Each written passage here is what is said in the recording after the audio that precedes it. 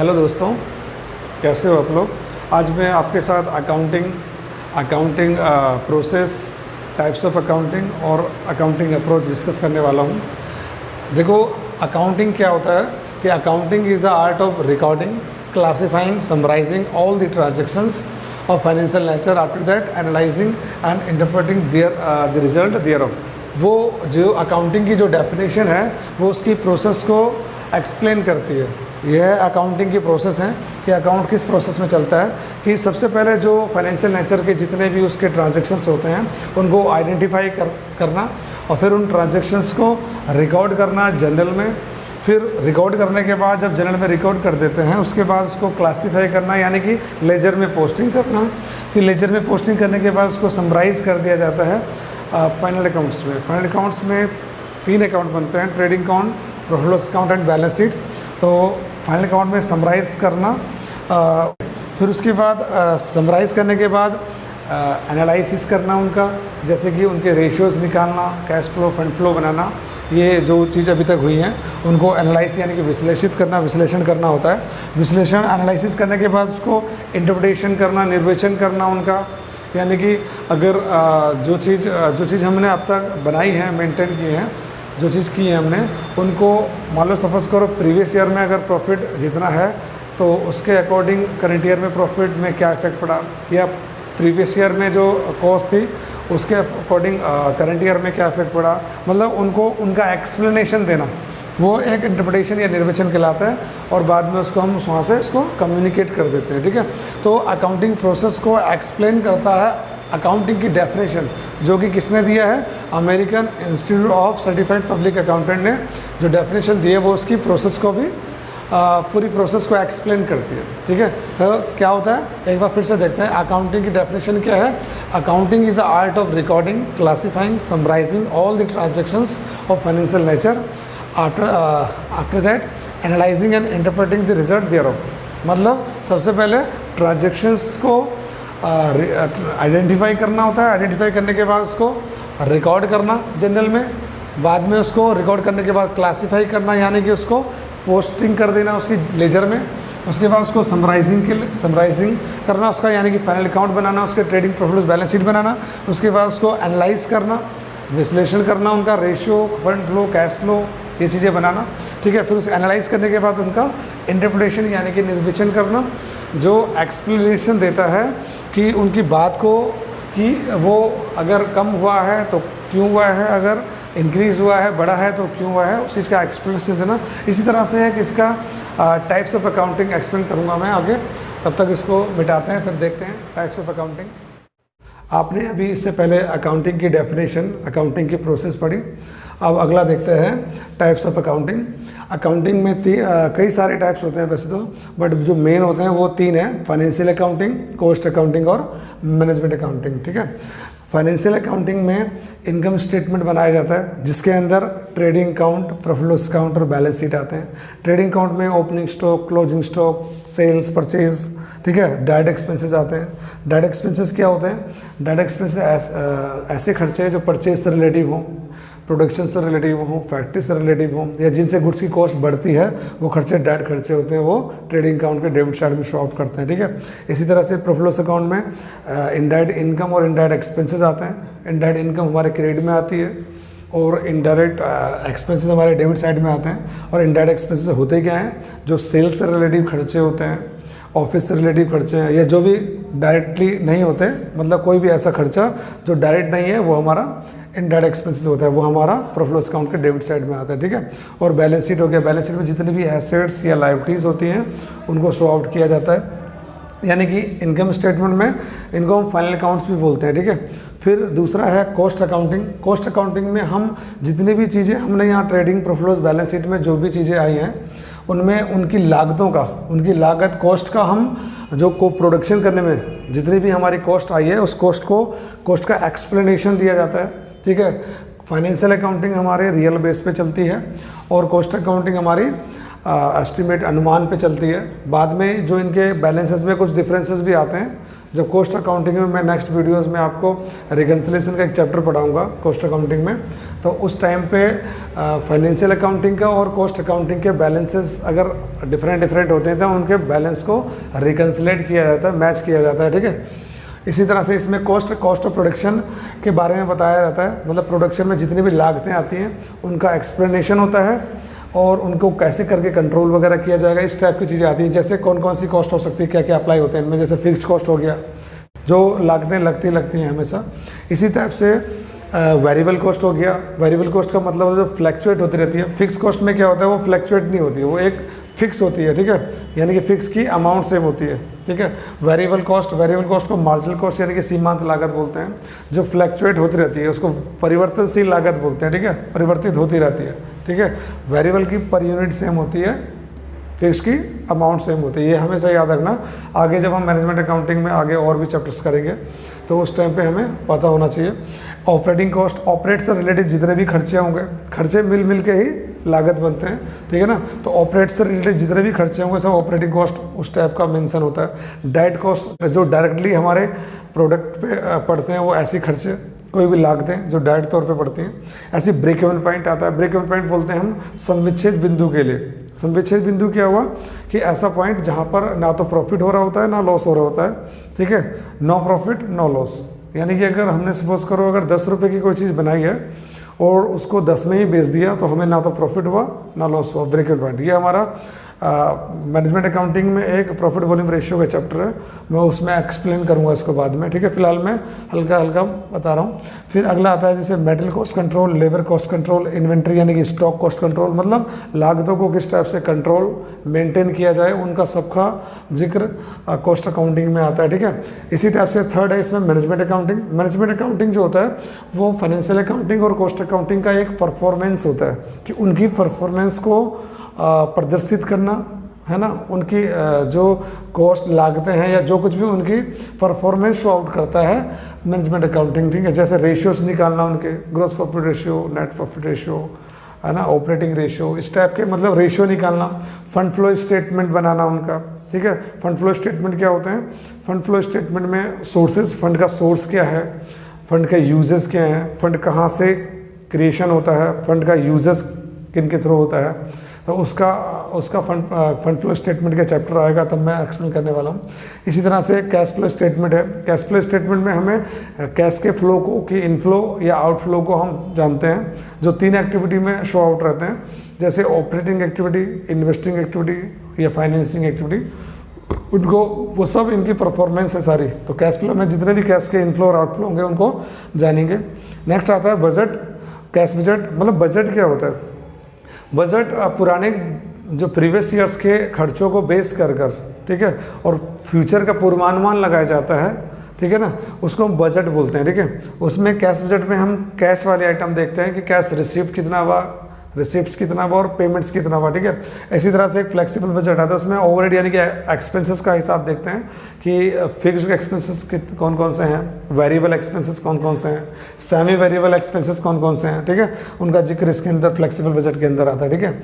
और sales budget आता है। सेल्स के लिए पुराने खर्चों को देख के फ्यूचर का पूर्वानुमान लगाना, ठीक है, सेल्स के लिए वो सेल्स बजट के अंतर्गत आता है। इसी तरफ से वेरिएंस का एक चैप्टर आएगा मैनेजमेंट अकाउंटिंग में, जिसमें 3 ऑप्शन है, 3 पॉइंट है इसके कि मेटेरियल वेरिएंस, लेबर वेरिएंस और ओवरहेड वेरिएंस, ठीक है ना। उनके मतलब मैनेजमेंट अकाउंटिंग जो है वो सब इनका फाइनेंशियल अकाउंटिंग का और कॉस्ट अकाउंटिंग का उनको परफॉर्मेंस देता है, ठीक है।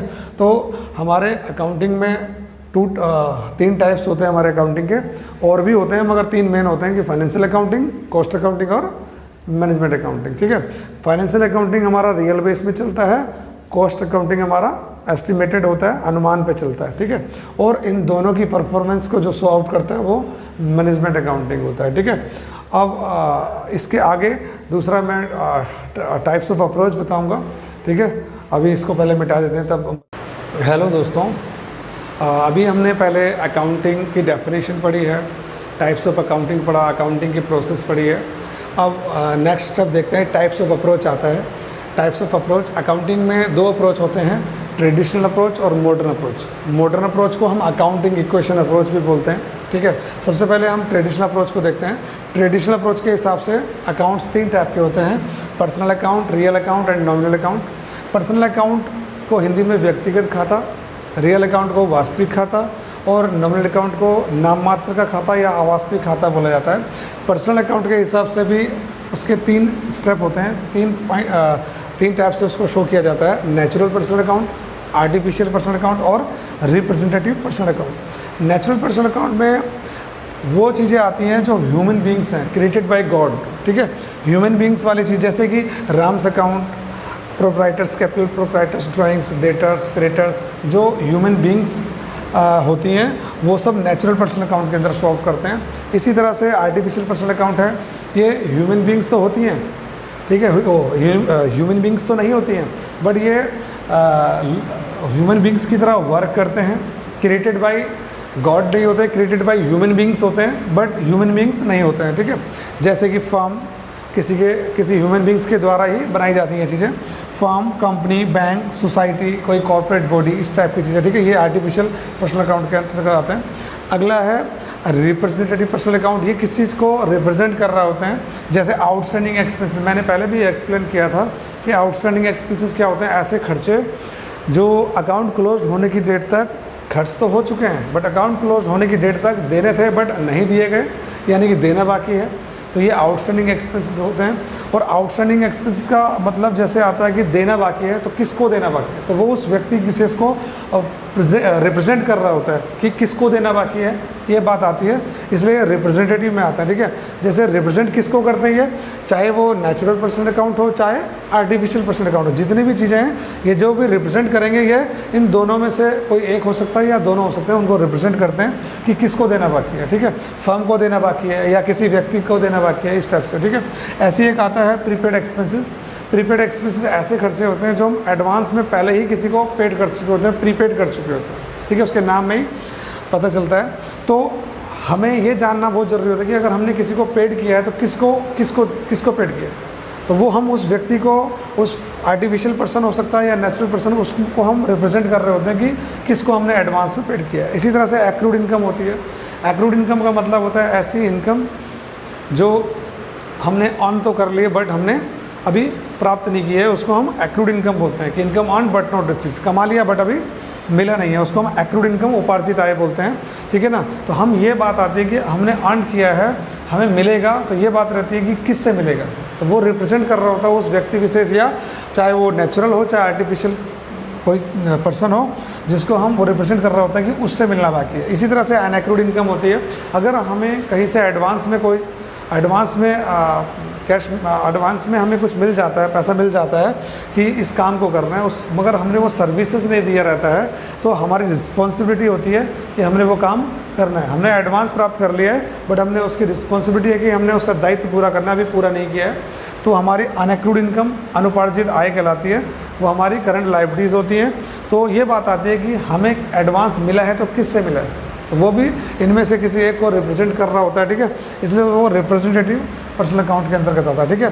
तो क्या होता है, अकाउंटिंग 2 अप्रोच होते हैं, traditional approach, modern approach. Traditional approach के हिसाब से अकाउंट्स 3 टाइप के होते हैं, पर्सनल, रियल, नॉमिनल, जिसमें से पर्सनल अकाउंट के भी 3 पार्ट हैं, natural personal account, artificial personal account और रिप्रेजेंटेटिव पर्सनल अकाउंट, ठीक है।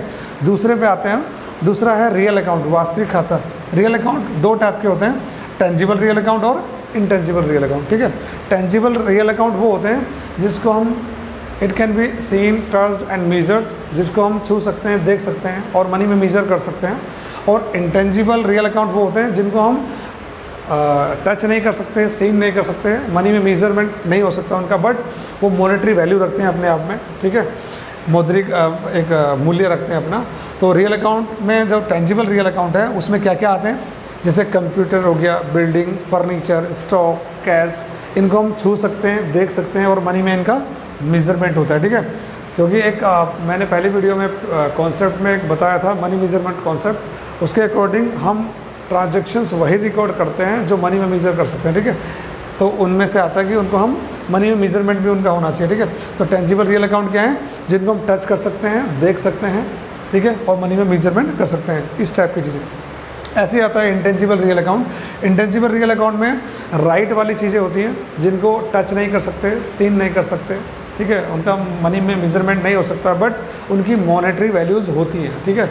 जैसे कि ट्रेडमार्क, पेटेंट्स, कॉपीराइट, गुडविल, मैंने पहले भी इनको एक्सप्लेन किया और आगे भी करेंगे, ठीक है। ये राइट अधिकार वाली चीज़ होती है। ट्रेडमार्क क्या होता है, हर बिजनेस का एक मार्क होता है, साइन होता है, जो उसको उसका राइट के रूप में रजिस्ट्रार ऑफिस में रजिस्ट्रेशन रहता है, उस चीज़ का वो अधिकार होते हैं हमारे, ठीक है। इंटेंजिबल रियल अकाउंट के अंदर आता है। पेटेंट, जब किसी प्रोडक्ट को हम बनाते हैं तो मेकिंग, सेलिंग या उसको कुछ भी उसके साथ मॉडिफाई करने का जो राइट होता है वो पेटेंट्स कहलाता है। इसी टाइप से कॉपीराइट होता है कि राइटर अगर बुक लिखता है तो बुक लिखकर अगर पब्लिशर को उसको पब्लिश करने का जो राइट देता है वो कॉपीराइट कहलाता है। गुडविल हमारे रेपुटेशन है, साख है, ये अच्छे काम से टाइम स्पेंड होने पे, ठीक है, हमारी रेपुटेशन गुडविल बनती है, ठीक है। तो इंटेंजिबल रियल अकाउंट क्या है, ट्रेडमार्क, पेटेंट, कॉपीराइट और गुडविल, इस टाइप के अधिकार वाली चीज़, अधिकारों को छुआ नहीं जाता है, ठीक है। इसी टाइप से थर्ड आता है नॉमिनल अकाउंट, इसको हम अवास्तविक खाता या नाम मात्र का खाता बोलते हैं। इसमें इसकी पहचान क्या, कैसे पहचानेंगे कि नॉमिनल अकाउंट है, जितने भी all expenses and losses, all income and gain, जितने भी खर्चे, लॉस, इनकम, गेन होते हैं, सारे क्या किसके अंतर्गत आते हैं, नॉमिनल अकाउंट के अंतर्गत आते हैं, अवास्तविक खाते के अंतर्गत आते हैं। जिसकी जैसे कि रेंट हो गया, rent account, salary account, commission account, मतलब हमने अगर रेंट किसी को दिया है, ठीक है, या सैलरी किसी को पेड किया, या कमीशन किसी को पेड किया है, या कमीशन रिसीव किया है, वो सब नॉमिनल अकाउंट के अंतर्गत आता है, ठीक है। अभी हमने पहले ट्रेडिशनल अप्रोच के हिसाब से किया। दूसरा है इसमें मॉडर्न अप्रोच। मॉडर्न अप्रोच को हम अकाउंटिंग इक्वेशन अप्रोच भी बोलते हैं। मॉडर्न अप्रोच के हिसाब से 5 हेड होते हैं। जैसे ट्रेडिशनल अप्रोच के अंदर 3 अकाउंट्स होते हैं, पर्सनल अकाउंट, रियल अकाउंट और नॉमिनल अकाउंट। इसी तरह से मॉडर्न अप्रोच के अंदर 5 हेड होते हैं, capital, expenses, revenue, assets, liabilities, ठीक है। कैपिटल में जैसे कैपिटल अकाउंट, ड्राइंग्स अकाउंट आते हैं। इसी तरह से एक्सपेंसेस में कोई भी खर्चा हो सकता है, जैसे परचेज अकाउंट हो गया, डिस्काउंट अलाउड अकाउंट हो गया, एटसेट्रा, ठीक है। रेवेन्यू क्या होता है, selling of goods, rendering service, sales account, rent received, interest received, कुछ भी इस टाइप की चीज़ें जो रेवेन्यू में आएंगी। एसेट्स के अंदर क्या क्या आ सकता है, जैसे लैंड एंड बिल्डिंग हो गया, फर्नीचर हो गया, bank account, cash account, trademark, goodwill, इस टाइप की और भी चीज़ें आ सकती हैं। लायबिलिटी है, जैसे क्रेडिटर्स हो गया, सैलरी आउटस्टैंडिंग हो गया, बिल्स पेबल हो गया, बैंक ओवरड्राफ्ट हो गया, आउटस्टैंडिंग एक्सपेंस हो, मतलब कुछ भी ऐसी चीज़ें जो लायबिलिटीज़ हैं वो मॉडर्न अप्रोच के अंदर इन 5 हेड के में से कोई एक होगा, ठीक है। जब हम ट्रेडिशनल अप्रोच के हिसाब से हम किसी एंट्री को, ट्रांजेक्शन की एंट्री बनाते हैं तो हमें सबसे पहले पहचानना होता है कि कौन सा अकाउंट है। इसी तरह हमें इसको मॉडर्न अप्रोच में हम सबसे पहले ये देखेंगे कि ट्रांजेक्शन्स में से वो चीज़ इन 5 हेड में से कोई एक होनी चाहिए, या तो कैपिटल, एक्सपेंसेस, रेवेन्यू, एसेट्स या लायबिलिटी में से कोई एक होगा, ठीक है। इनके रूल, ट्रेडिशनल अप्रोच और मॉडर्न अप्रोच के जितने भी रूल्स हैं वो मैं नेक्स्ट वीडियो में आपको बताने वाला हूँ, ठीक है। तब तक के लिए बाय एंड टेक केयर।